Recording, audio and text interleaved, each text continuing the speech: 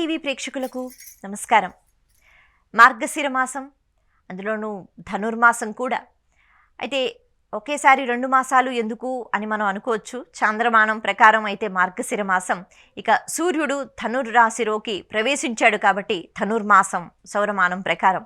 అయితే ఈ ధనుర్మాసం కానీ మార్గశిర మాసం కానీ ప్రత్యేకంగా ఈ సమయంలో, ముఖ్యంగా ఇంకొక నెల రోజుల తర్వాత మనకి మకర సంక్రమణం అన్నది జరుగుతూ ఉంటుంది. అంటే అప్పుడు దేవతలకు పగలు, అంటే ఉత్తరాయణ పుణ్యకాలం అన్నది వస్తుంది.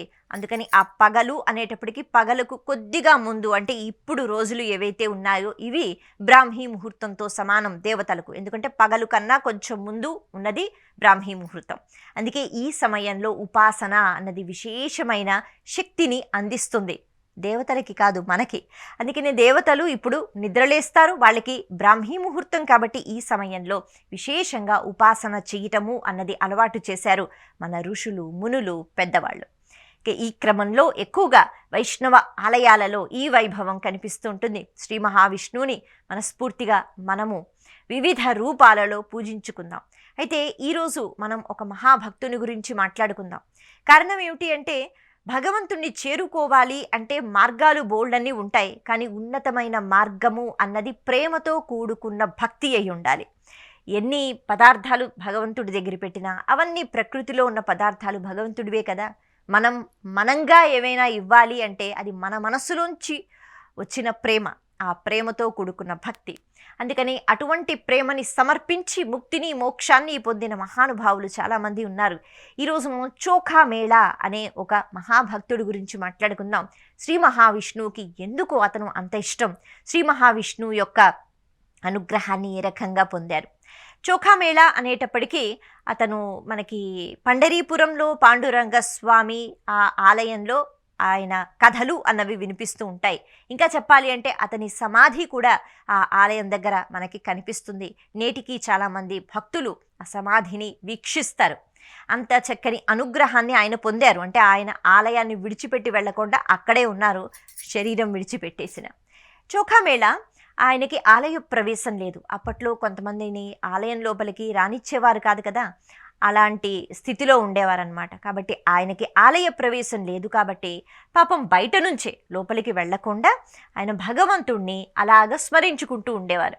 ఆయనకి ఏ సంగీతం రాదు, కానీ అలాగ నుంచుని పాటలు పాడుకుంటూ ఉండేవారు. ఆయనకు అదొక ఆనందం. ఆయనకి స్తుతించటం ఇక వేరే విధంగా రాదు కాబట్టి భగవంతుణ్ణి మనస్ఫూర్తిగా ప్రేమతో చక్కగా కీర్తనలు పాడుకుంటూ ఉండేవాట. ఆయన కీర్తనలు, పాటలు ఒక్కొక్కసారి చాలామందికి నచ్చేవి. వాళ్ళు అలా నుంచి చూస్తూ ఉండేవారు. అయితే లోపల ఉన్న అర్చక స్వాములు, లేకపోతే ఆలయానికి సంబంధించిన వాళ్ళు, అసలు నువ్వు బయట కూడా ఉండొద్దు, నీ వల్ల అందరూ ఆగిపోయి చూస్తున్నారు, ఎవరు ఆలయంలోంచి వెళ్ళడం లేదు, అందుకే నువ్వు అసలు ఇంకా ఆలయ పరిసర ప్రాంగణంకు నువ్వు రాకూడదు అని చెప్పి ఆయన్ని ఒకరోజు తరిమి కొట్టేశారట. పాపం ఆయన బయటికి వెళ్ళిపోయారు. సరే, అలా వెళ్ళిపోయిన తర్వాత పాండురంగ స్వామిని మనసులోనే స్మరించుకుంటూ ఆయన ఇంట్లోనే ఇక ఆలయం దగ్గరికి కూడా నేను వెళ్ళలేనా అని బాధపడుతున్నారు. అటువంటి సమయంలో ఒకసారి పాండురంగ స్వామి గర్భగుడిలోంచి బయటకి వచ్చి చక్కగా ఆ ఇంటికి, ఆ కుటీరానికి వెళ్ళిపోయారు. వెళ్ళిపోయి అక్కడ ప్రత్యక్షమయ్యారట ఈ చోఖా మేళాకి. ఎంతటి అదృష్టం కదా. అంటే కొంతమంది మనం వింటూ ఉంటాం, ఆ యుగంలో ఈ మహర్షి ఇన్ని వేల సంవత్సరాలు తపస్సు చేశారు, ఇన్ని యజ్ఞాలు చేశారు, హోమాలు చేశారు అని.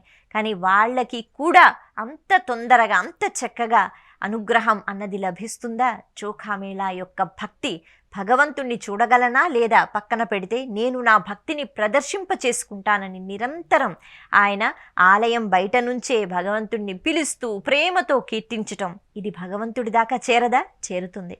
అందుకే ఆయన వెళ్ళారట. వెళ్ళి, నువ్వు నన్ను ఆలయంలో చూడాలనుకుంటున్నావు కదా, నాతో రా, నేను నిన్ను తీసుకుని వెడతాను, ఎవ్వరూ ఆపరు అని చెయ్యి పట్టుకుని మరి చోఖా మేళాని చక్కగా ఆలయం లోపలికి, గర్భగుడి లోపలికి తీసుకుని వెళ్ళారు. ఆశ్చర్యపోతున్నట్ట, ఇంత చక్కగా ఉంటుందా స్వామి నువ్వు ఉన్న ప్రదేశం. లోపలికి వెళ్ళారు, చక్కగా తలుపులు వేసుకున్నారు, ఇద్దరు బోల్డ్ అని విషయాలు మాట్లాడుకున్నారట. ఈలోపు తెల్లవారింది, అర్చక స్వాములు వస్తారుగా. మరి అలా తలుపులు తీసిన వెంటనే చోఖా మేళాలు లోపల చూశారు. ఇంకేమైనా ఉందా?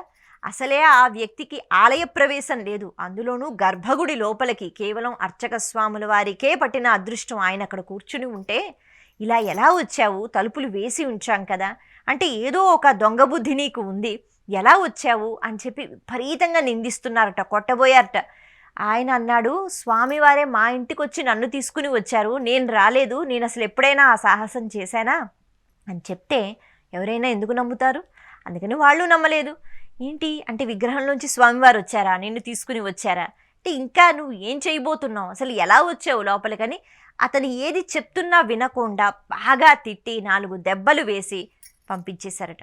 అసలు నువ్వు ఈ ఊరిలోనే ఉండకూడదు, దూరంగా ఎక్కడికో వెళ్ళిపో అని పంపించేశారు. వాళ్ళు నమ్మలేదు. ఏడుస్తూ బాధపడుతూ వెళ్ళిపోయాడు. మరి స్వామి అలాగే మళ్ళీ శిల రూపంలో ఉంటారు కదా, ఆయన అందరికీ కనిపిస్తారా? కనిపించరు. ఏడ్చుకుంటూ వెళ్ళిపోయాట. కొద్దిగా దూరంలో అంటే అక్కడ పండరీపురం అంటే చంద్రభాగా నది ఉంటుంది కదా, ఆ నది ఒడ్డున ఎక్కడో ఒక చిన్న కుటీరం లాంటిది నిర్మించుకుని అక్కడ ఉంటూ ఉండేవాట. సరే స్వామికి నేను దూరంగానే ఉంటానని. ఇప్పుడు స్వామివారు వదులుతారా? వదలరుగా. అందుకే స్వామి అక్కడికి కూడా వచ్చారట. సరే ఏమైపోయిందిలే, వాళ్ళకి అర్థం కాలేదు. నేను ఎప్పుడు నీతోనే ఉంటాను కదా, ఒక్కసారి చూసావు కదా ఆలయం, ఇక ఎప్పుడు నేనే వస్తూ ఉంటాను, నన్నే చూడు అని అన్నారు. నాకు ఆకలిస్తుంది, ఏదైనా పెడతావా అంటే చోఖామేళ పెరుగన్నమే ఉంది స్వామి, సరే అదే పెట్టు అన్నట్టు. అలా స్వామివారు అప్పుడప్పుడు వస్తూ ఉండేవారు, చోఖామేళ పెరుగన్నం పెడుతూ ఉండేవారు, ఆయన తింటూ ఉండేవారు. ఇవన్నీ నిజంగా జరిగాయా అంటే జరుగుతాయి, ఇప్పుడు కూడా జరుగుతాయి. కాకపోతే అంత ప్రేమ మనలో ఉండాలి. సరే ఒకరోజు స్వామివారు అలాగే పెరుగన్నాన్ని చక్కగా స్వీకరిస్తున్నారు. పట్టు పీతాంబరం కట్టుకుని అలా వచ్చేస్తూ ఉంటారు కదా గర్భగుడిలోంచి. ఆ పెరుగు ఈ చోఖామేళ భార్య సరిగ్గా వడ్డించలేక కొంచెం కాళ్ళు అటు అంటే అడుగులు తడబడిపోయి ఆ పెరుగు కొద్దిగా ఆ వస్త్రంపై పడిపోయింది. అప్పుడు చోఖామేళ తిడుతున్నట్ట, ఎటు చూసి నడుస్తున్నావు, కనిపించదా, చూడు ఏం చేశావో అని గట్టి గట్టిగా అరుస్తూ ఉంటే అటుగా ఒక అర్చక స్వామి వెళుతున్నారు. ఆయన అనుకున్నాడు, నేను నడిచి వెళుతున్నాను కదా, నన్నే ఎవరో తిడుతున్నారేమో అని. లోపలికి వచ్చి చూసేట.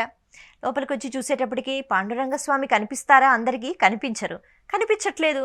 ఏంటి ఎవరిని అంటున్నావు అంటే ఏం లేదండి అని చెప్తున్నా ఆయన వినలేదు. నువ్వు నన్నే అన్నావు, ఎందుకంటే మేము ఆలయంలోంచి అలాగే ఊరు నుంచి బయటకు వెళ్ళిపో అని తిట్టాం కదా, కాబట్టి ఇప్పుడు నీకు అవకాశం ఉంది, అందుకే నేను వెళుతూ ఉంటే సరిగ్గా నడవలేవా, చూసుకోలేవా, ఇలా ఉంటావా, నన్ను తిడుతున్నావు అని అంటూ చోఖామేళ ఏం చెప్పినా వినకుండా ఆగిపెట్టి ఒక్కడిచ్చాట చంప మీద.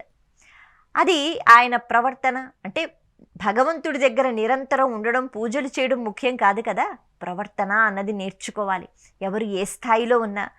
కానీ చోఖామేళ తిరిగి కొట్టలేదు, ఏమీ అనలేదు, ఊరుకున్నట్ట. ఇక్కడితో అయిపోయిందా? అవ్వలేదు. ఈ అర్చక స్వామి వెళ్ళిపోయారు. ఆ తర్వాత మన్నాడు ఆలయం లోపలికి వెళ్ళి చూస్తే పాండురంగస్వామి యొక్క చంప ఎర్రగా కందిపోయింది, వాచిపోయిందట. ఏమిటి స్వామి ఇటువంటి విపరీతమైన పరిస్థితి అంటే, నువ్వే కొట్టావు కదా అని అన్నారట స్వామి. ఓహో అని అప్పుడు ఈ అర్చక స్వామికి అర్థమైంది తను ఎంత పెద్ద పాపం చేశారో. అలాగే చోఖామేళాని బయటికి పంపించి స్వామికి అంత దగ్గరగా ఉన్న అంటే ఆ రోజు కూడా అతను ఏది చెప్పారో అది నిజమే అని నమ్ముతూ పరిగెత్తుకుంటూ వెళ్ళి చోఖామేళ ఇంటికి వెళ్ళి కాళ్ళ మీద పడిపోయి, నువ్వొస్తే కానీ స్వామివారు అలా బాధతోనే ఉన్నారు, దివ్యమంగళ స్వరూపం కదా, భక్తులు అలా చూస్తే ఏమైపోతారు, భగవంతుడు ఎప్పుడు నవ్వుతూ ఉండాలి, అప్పుడే కదా మనకి మంగళత్వాన్ని ఇస్తారు. భగవంతుడే బాధపడితే మనం ఎలా దర్శించుకుంటాం? అందుకని ఆ బుగ్గ ఎరుపు తగ్గదు, లేకపోతే స్వామివారు దిగులుతో ఉన్నారు, బాధతో ఉన్నారు, నువ్వు రా అని చేయి పట్టుకుని తీసుకుని వెళ్ళారట. అప్పటి వరకు అసలు ఆలయ ప్రవేశం లేదు, నువ్వు వేరు నేను వేరు అని అనుకున్న అర్చక స్వామి ఇప్పుడు చక్కగా ముట్టుకుని తీసుకుని వెళుతున్నారు. అటువంటి స్థితి ఏర్పడింది. మొత్తానికి తీసుకుని వెళ్ళారు. చోఖామేళ అన్నారట, అయ్యో స్వామి అంటే నాకేం జరగలేదు, నన్ను కొట్టాడు, నాకు జరగలేదు, నీకలా జరిగింది అంటే నా నొప్పిని నువ్వు తీసుకున్నావా, నా బాధను నువ్వు తీసుకున్నావా, క్షమించు స్వామి, ఇలా ఇంకెప్పుడు జరగకుండా చూసుకుంటానని ప్రాధేయపడ్డాడు. ఆ తర్వాత అంటాడు, దివ్యమంగళమైన నీ స్వరూపం చూస్తే అన్ని కష్టాలు మర్చిపోతాం కదా, నువ్విలా దిగులుగా బాధగా ఉంటే ఎలా, ఆ నొప్పిని నాకు ఇచ్చేయి, నేను స్వీకరిస్తాను, నువ్వు మాత్రం నవ్వుతూ ఉండాలి అని. అంటే ఒక్కొక్కరి ప్రార్థన ఎలా ఉంటుంది, విచిత్రంగా అనిపిస్తూ ఉంటుంది మనకి. మన ప్రార్థన కేవలం మన మనసులో ఉన్న కోరికలు బట్టి ఉంటుంది, కానీ కొంతమంది మహానుభావులు భగవంతుడి గురించే ఆలోచిస్తూ ఉంటారు. అలా అడిగిన వెంటనే చక్కగా మళ్ళీ నవ్వుతూ ఆ ఎరుపు అన్నది తెగిపోయింది, ఆ వాపు అన్నది తెగిపోయింది, స్వామివారి దివ్యమంగళ స్వరూపం మళ్ళీ అలాగే ఉంది. అప్పటి నుంచి అర్చక స్వాములు సరే ఇంకెప్పుడు నిన్ను ఇలాగ మేము అంటే ఈ రకంగా ప్రవర్తించము అని చెప్పి ఆయన్ని గర్భగుడి లోపలికి కూడా పిలుస్తూ ఉండేవారు. ఆయన వస్తూ ఉండేవారు, సేవలు చేసుకుంటూ ఉండేవారు, వెళ్ళిపోతూ ఉండేవారు. కానీ భగవంతుని యొక్క ఇంత అనుగ్రహం పొందిన తరువాత మన ప్రవర్తన ఎలా ఉంటుంది? మనకు అహంకారం వచ్చేస్తుంది. భగవంతుడే నా కోసం ఉన్నాడు, భగవంతుడు మా ఇంటికి వచ్చాడు, భగవద్ దర్శనం నాకు ఎప్పుడు జరుగుతూ ఉంటుంది, మన స్థాయి పెరిగిపోతూ ఉంటుంది. కానీ చోఖామేళ అలా కాదు. ఆయన అలాగే కూలి పనులు చేసుకుంటూ అలాగే తన స్థాయిని మార్చుకోలేదు. దేవుడే నాతో మాట్లాడుతున్నాడు కదా, భగవంతుడా నా ఇల్లు ఐశ్వర్యంతో నింపై, లేకపోతే చిన్న గుడిసెలో నేనెందుకు ఉండాలి అని అనలేదు. ఆ మాత్రంగా ఎవరైనా మంచి స్థాయిలో ఉన్నవాళ్ళు మనవాళ్ళైతే ఖచ్చితంగా మనం ఏదో ఒక సహాయాన్ని అడుగుతూనే ఉంటాం. కానీ చోఖామేళ అలా కాదు. అలాగే తన జీవితాన్ని కొనసాగిస్తూ ఆనందంగా స్వామివారిని కీర్తిస్తూ గడిపారు. చివరికి ఒక అద్భుతం కూడా జరిగింది. అంటే ఎక్కడో కూలి పని చేసుకుంటున్నప్పుడు పాపం ఆ గోడ కూలిపోయి అక్కడ ఉన్న కూలీలందరూ చనిపోయారట ఆ గోడ కింద పడి. అంటే అప్పట్లో వెంటనే ఆ గోడని తీసేసి లేకపోతే ఏదో చూసే ఇది లేదు కదా. అంటే అక్కడ అలా గోడ కూలిపోయిందని, లోపల ఉన్నారని తెలుసుకుని అన్నీ తీసేలోపు పాపం అందరూ చనిపోయారు. ఒకరోజు అంటే చాలా కాలం తర్వాత పండరీపుర క్షేత్రంలో, అంటే ఆ గర్భగుడిలో స్వామివారి దివ్యమైన విగ్రహం నుంచి కళ్ళలోంచి నీళ్ళు వస్తున్నాయి. అక్కడ పక్కనే అంటే మనకి నామదేవులు అని ఇంకొక మహాభక్తులు, ఆయన కూడా చక్కగా కీర్తనలు పాడుతూ ఉండేవారు. పాండురంగ స్వామికి ఎంతోమంది భక్తులు కదా. నామదేవుల వారు కూర్చుని పాటలు పాడుకుంటూ ఉంటే స్వామి వారి కంట్లోంచి అలా నీరు కారుతోంది. స్వామి ఎందుకు ఏడుస్తున్నావు, బాధపడుతున్నావా అని అడుగుతారట. కొంతమంది అలా మాట్లాడుతూ ఉండేవారు స్వామి వారితో. స్వామి అంటారు, నా భక్తుడు చోఖామేళ గోడ కూలిపోయి చనిపోయాడు, పాపం చాలామంది చనిపోయారు, అందుకని నేను ఇక చోఖామేళ నన్ను ఎప్పుడు చూడడు కదా, ఇక శరీరాన్ని విడిచిపెట్టాడు కదా, నాకు బాధగా ఉంది, ఏడుస్తున్నాను అన్నారట. అంటే భగవంతుడు భక్తుడి కోసం ఏడవడం ఎక్కడైనా మనం వింటామా? ఇటువంటి నిదర్శనాలు కూడా ఉంటాయి. అప్పుడు నామదేవులు వారు ఏమంటారు, స్వామి నీకు తెలియందే ఉంది, ఎవరిని ఎప్పుడు తీసుకుని వెళ్ళిపోతావో నీ ఇష్టం, అందుకని నువ్వే బాధపడితే ఎలా? స్వామి అంటారు, చోఖామేళాది ఒక కోరిక ఉండేది, తాను నన్ను ఎప్పుడు చూస్తూ ఉండాలని, తన సమాధి ఇక్కడికి ఎక్కడో దగ్గర ఉండాలని, కాబట్టి నువ్వు వెళ్ళి అక్కడ ఆ శరీరం ఏదైతే ఉందో దాన్ని తీసుకునిరా, ఇక్కడ సమాధి ఏర్పరచున్నారట. కానీ అక్కడ శరీరం ఎక్కడుంది? కూలిపోయిన తర్వాత, అందరూ చనిపోయిన తర్వాత సామూహికంగా కాల్చేశారట, బూడిదైపోయింది. ఇప్పుడు ఆ బూడిద కూడా ఒకరిది అన్నది కాదుగా, సామూహికంగా కాల్చేశారు. మరి ఏది ఎలా పోల్చుకుంటారు అని అడిగితే స్వామి అంటారు, అయినా అక్కడికి వెళ్ళు, అక్కడ ఎముకలు మిగులుతాయిగా, కొన్ని ఎముకలు తీసి వింటూ ఉండు, కొన్ని ఎముకలకు మాత్రం నా నామము అన్నది నీకు వినిపిస్తుంది, ఎక్కడైతే నీకు వినిపించిందో ఆ ఎముకలు తీసుకునిరా, దానికే సమాధి కట్టన్నారట స్వామి. విచిత్రం ఏమిటంటే నామదేవుల వారు ఆ ప్రదేశానికి వెళితే అక్కడంతా బూడిద, అలాగే ఎముకలు మిగిలాయి. కొన్ని ఎముకలకి ఏమీ వినపడలేదు, కానీ కొన్ని ఎముకలు తీసి అలా చెవి దగ్గర పెట్టుకుని విన్న వెంటనే విఠల విఠల విఠల విఠల అంటూ ఆ నామం వినిపించిందట. ఇది నిజంగా జరిగిన విషయం. అలా వినిపించిన వెంటనే ఆ ఎముకలు తీసుకుని వచ్చి నేటికి మనం పండరీపురం ఆలయం బయట ఈ చోఖామేళా యొక్క సమాధిని చూడవచ్చు. ఆ ఎముకలు పెట్టి సమాధిని నిర్మించారట.